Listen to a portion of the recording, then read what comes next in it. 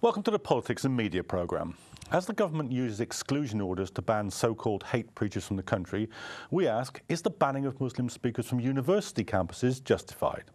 Universities are traditionally seen as bastions of free speech, but is that reputation under threat as increasing numbers of speakers have been banned in recent years? Or are the bans a necessary security precaution? With me to discuss the issues are Ibrahim Ali, spokesperson for the Federation of Student Islamic Societies, Asghar Bukhari, spokesperson for the Muslim Public Affairs Committee UK, and on the phone we're joined by Dr. Julian Richards, the co-founder of the Centre for Security and Intelligence Studies at the University of Buckingham. Welcome to the programme. Ibrahim, in your view, what's actually going on in the universities at the moment? Is there a trend to increasing numbers of bans? Yes, there's a very dangerous concern that we have as an organisation where you're having a case where the Muslim speakers in particular are being targeted and actually be treated in a different way as opposed to the other speakers that are invited onto the university campus. And what we've always called for is that there should be a uniform speaker policy, which has actually been designed and exists by the National Union of Students, which has steps of dealing with different types of speakers who may have said things outside on campus or on campus. And what we're calling for is that to be applied. But the problem we have is that universities are taking their own discretion and are maybe essentially relying on, false, accounts or false evidence that has been submitted to them and saying that, well, the speakers might not be conducive to our values, so we shouldn't have them on campus. And it sets a really dangerous precedent, and something we should never have in this country. And it's quite concerning, to be honest.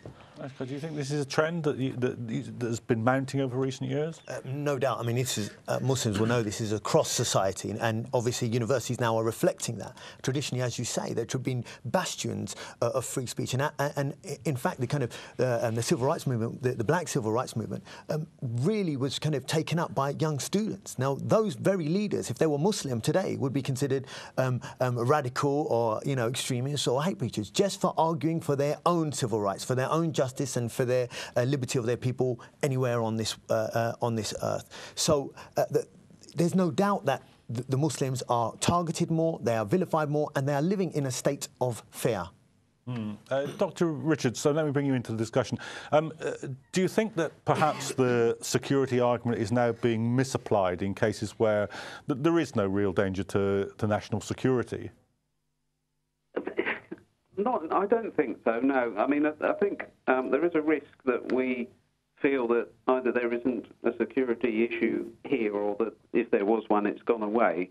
I think neither of those things are true, and we do have to take threats seriously.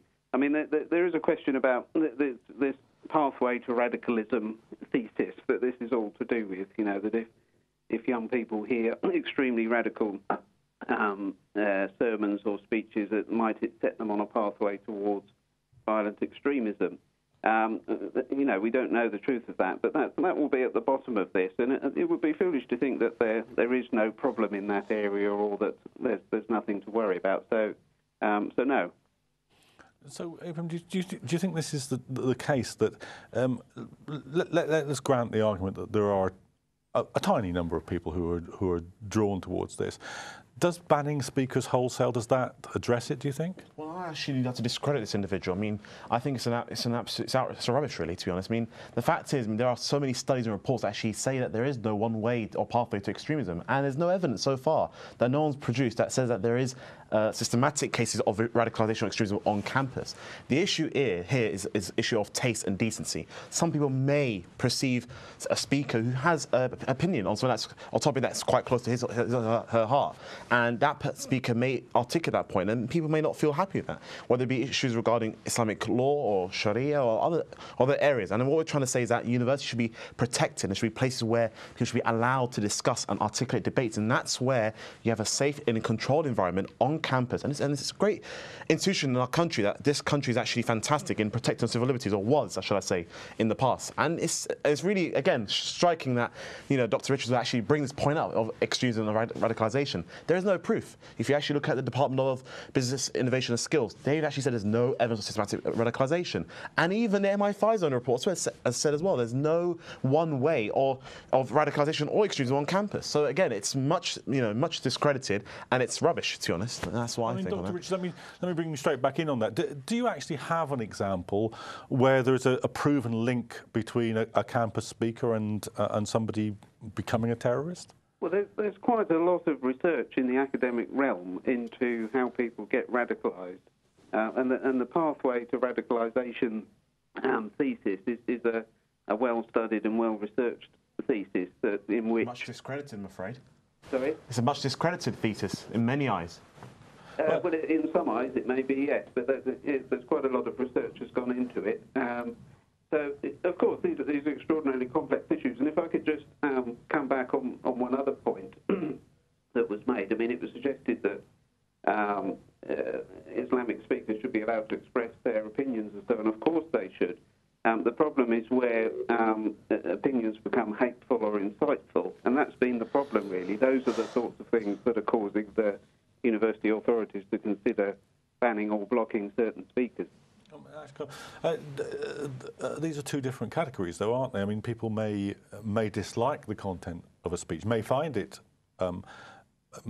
hateful, but that's not the same as actually encouraging or a proven link between that and a violent or any illegal act. And there's the problem. This kind of so-called research is really an underbelly of Islamophobic narrative. It argues that when the Muslims argue about issues that are very dear to their heart, and that they are difficult topics to talk about. This war of terror, and governments are fighting this so-called war of terror on the Muslims, and they're upset about it, and they want to express their views, however how uncomfortable those views are. And by arguing these kind of generalized war of terror propaganda words like radicalization, whatever that means, hate preacher, whatever that means, Islamist, whatever that means, these kind of terminology, what it does is it allows them to say that anything this person says that we don't like, well, it's going to lead him to become a radical or an extremist, and therefore that radical or extremist will perhaps go and blow himself up. So it's the thin end of a wedge where, in short, it's their way through the back door of banning any opposition to their war of terror and allowing the Muslims to come back and argue their case about the barbarity of this kind of attack against the Muslim community. I mean, Dr. Richards, do you think that the bar of proof would be too high to require in these cases that somebody could actually produce evidence of somebody who committed a terrorist act or been convicted of a terrorist act or an illegal act of any kind, who would actually have to say, I went to so-and-so's lecture, they said this inspired me to do that? That would be the normal criteria, wouldn't it? Well, yes, and of course that would be extraordinarily difficult to prove, wouldn't it? I mean, how... and it has been difficult to prove, how somebody ends up committing a violent terrorist act, the various influences on them that led them to that point. But isn't the problem that unless you can provide that kind of proof, it is simply an unproven accusation? You say so-and-so said this has led to this, I don't actually have any proof of the connection between the two? Is it not placing our heads in the sand somewhat to suggest that there is no link between extreme radical speeches and the radicalisation of certain individuals? OK, gentlemen. Let me be very clear. We have a series of legislations in this country that actually protect against incitement to hatred, incitement of violence, and so on. And there's so many. We've had one as recently as 2006. And no one, up to this day, has actually brought a case against a speaker or an individual who said something which has actually led someone to do something. It's absolutely absurd.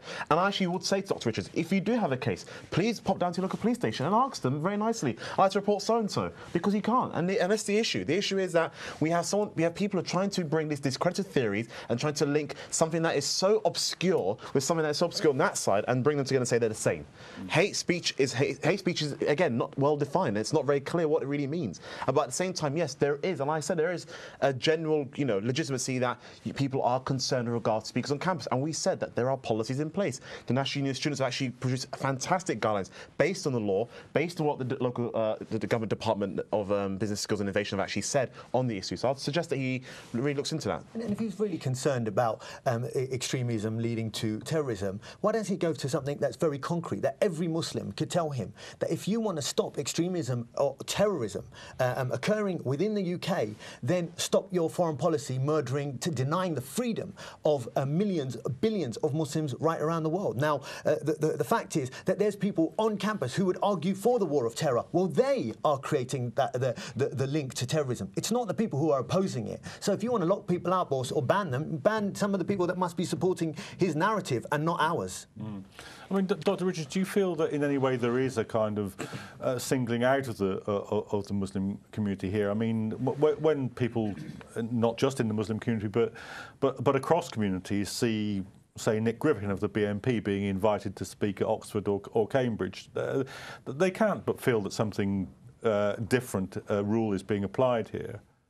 Answer to your question, no. I don't think any particular community is being singled out. I think anyone who espouses hateful and insightful comments at university is liable to get themselves banned, and Nick Griffin would be in the same boat as much as anyone else. So no, and I think, if we're talking about evidence, let's have some evidence that the university authorities are systematically discriminating against Muslim speakers. I haven't seen any evidence of such discussions and planning taking place. Let's have some of that, perhaps. But you're acting without evidence on the other stuff, but you're not willing to do any action to protect the Muslims on the... Isn't it, obviously. Well, let me give you a case study. I mean, for example, you have a university. Let's say it's 30,000 students attend that university, and you have maybe 60 societies on that campus. And you may have the Palestinian Society, the Arab Society, or even the Islamic Society on campus, out of those 60. And they may invite speakers like the others do, like the Jewish Society, like the Christian Union, and so on and so forth. And what you'll find, which is, again, very, there's no need for a centre of academic study on this issue. It's very clear that when a Palestinian Society or an Arab Society or an Islamic Society invites a speaker, they're more likely to be restricted, more likely to be banned, more likely to be excluded from university as opposed to somebody from the Jewish Society or from the Christian Union. And the issue you have really here is that, is it really being applied fairly? Is it really being applied in a genuine way that actually looks at the spirit of the law and what the spirit of the guidelines that are produced by the National Union students and by others that actually understand the area better? And what I would say that if you actually look at the average student, I mean, if you take the case of Cambridge Union, for example, who recently invited Marie Le Pen to speak at their union. Now, no one in their right mind, except for fascists, in my opinion, will actually say that that person is actually of benefit speaking on campus because she's spreading hate. But at the end of the day, it is their right to invite that speaker. And the speaker, as far as I'm aware, hasn't broken any laws in this country or in France. So the issue is an issue of taste and decency. And what we're saying is that university should be a place of discussion, of vibrancy, of passionate debate. And that's what actually makes the university experience more enhanced and more enlightening for many.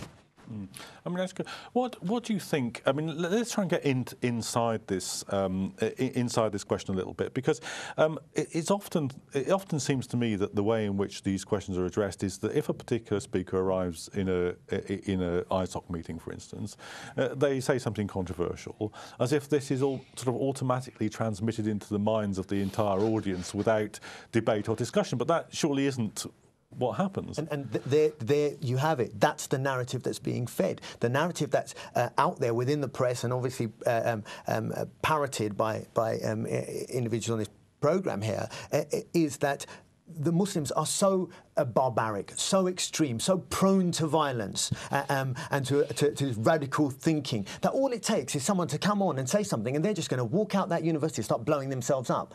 This is a racist way of thinking. This is a Nazi-like demonisation, segmenting, polarising the community to make them think that we are other, irrational human beings, that no one within that ISOC is going to say, well, actually, that doesn't make any sense. I'll challenge that speaker. I'll now form a broader, different opinion. Whereas every other community is given that grace, as this chap here just said, that Cambridge University with allowing Le Pen in. No one thought that young white non-Muslim guys are going to go out now and start shooting Pakistanis. But when it comes to the Muslim community, we are so barbaric, so devil-like that's all it takes is a hate preacher to come in and off we go. I mean, Dr. Richards, let me just put this to you. Isn't there an assumption here that there is a direct connection between what is said and the actions of the audience, whereas we all know that kind of direct link simply doesn't exist?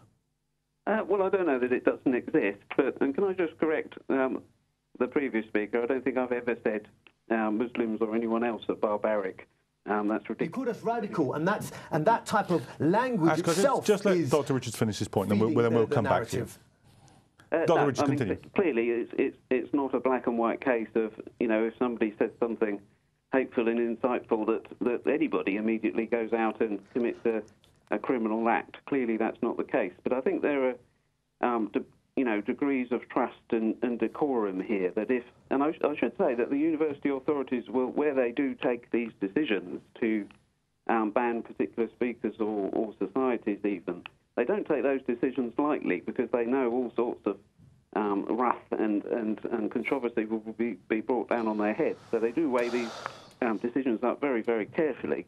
And I think it's a question of, if a particular group starts to develop a history of quite often inviting hateful and insightful speakers, then we have it again. Then they maybe block their copybooks. Ibrahim, just let him finish and we'll bring you back. University authorities to decide that they have to treat that particular society in a different way.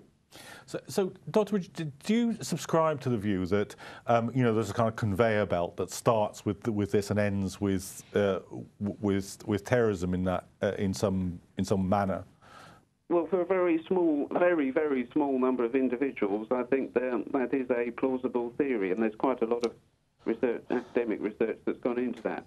But I agree. We're talking a tiny percentage of individuals, and that's part of the rationale here. But the other large part is just a question of basic decency and freedom of speech, and freedom of individuals not to be vilified or spoken about in a hateful and insightful way. Okay, Ibrahim, you can respond to those points, of course, but in a larger context, it would seem that there's a kind of argument here that we're encountering again and again, that a particular group of people all act in a uniform way, but at the same time, everybody has to grant that these actions, insofar as they exist, are the actions of an extraordinarily tiny minority. So the causal connection doesn't seem to be made. Well, this is the thing, and I mean, from everything I've heard, so far, I mean, I've drawn one conclusion that Dr. Richards himself is a quite, a discredited individual in the way he understands the issue.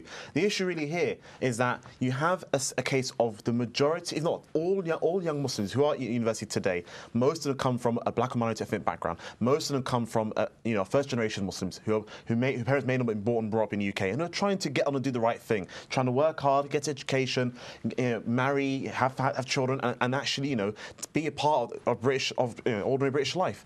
And the issue is that they go to campus day in, day out, and they're being battered away, and they're being chipped away because they're being told that you're not intelligent enough to understand arguments. You're not bright enough to understand what's right and wrong. And this sort of childish, and with all due respect, it's an absolute schoolboy theory to come along and say, well, because someone says something very, very controversial, he'll adopt it immediately. It's absolutely nuts, if you ask me. And the issue really here is that the issue I have with the speaker in particular is that where do you draw the line? Where do you draw the line? It's become some sort of thought crime. Since people are not allowed to think a thing or say a thing because it may not agree with the majority of society, and that's really dangerous.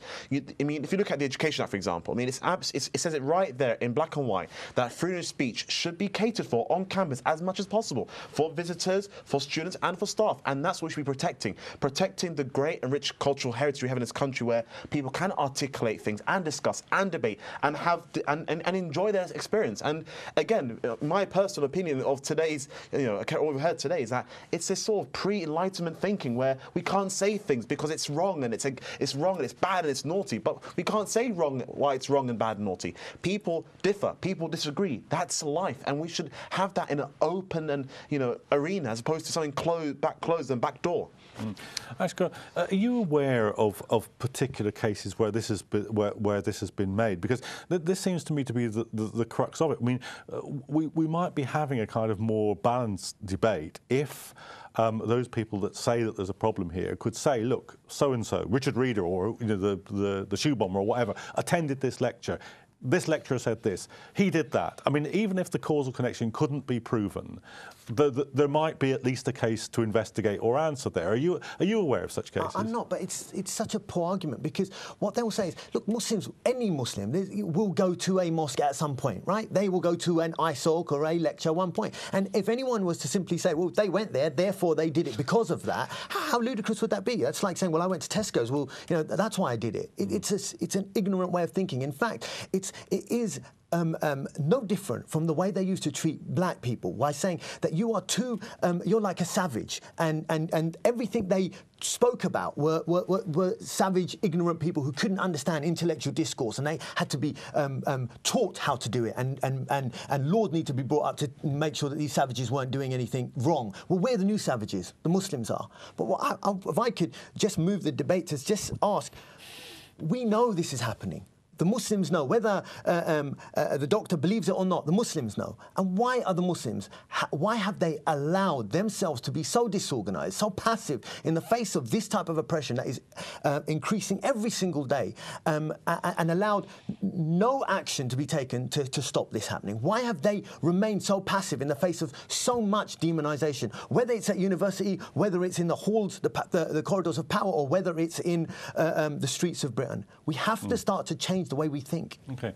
Dr. Richards, do you have, I mean, I'm sorry to push you on this, but it seems to me an important part of the discussion to ask, are you aware of particular cases where this person who has ended up planting a bomb or planning to plant a bomb has been to this particular lecture, and this lecturer said something which might have incited him to do this? Because if people could come up with a few cases here, the argument might be a little bit more kind of convincing. Yeah, I don't think there are any cases where, you know, attendance at a particular lecture or speech has caused somebody to, has definitively been shown to cause somebody to commit a terrorist act. But of course that would be very, very difficult to prove. But I would turn it round the other way and say we do have a problem of violent extremism in this country. I mean, sure, it's a very small percentage of people who are involved in it, and they're involved in several different strands of it, whether it's on the far right or in Islamist circles or any number of other terrorist circles.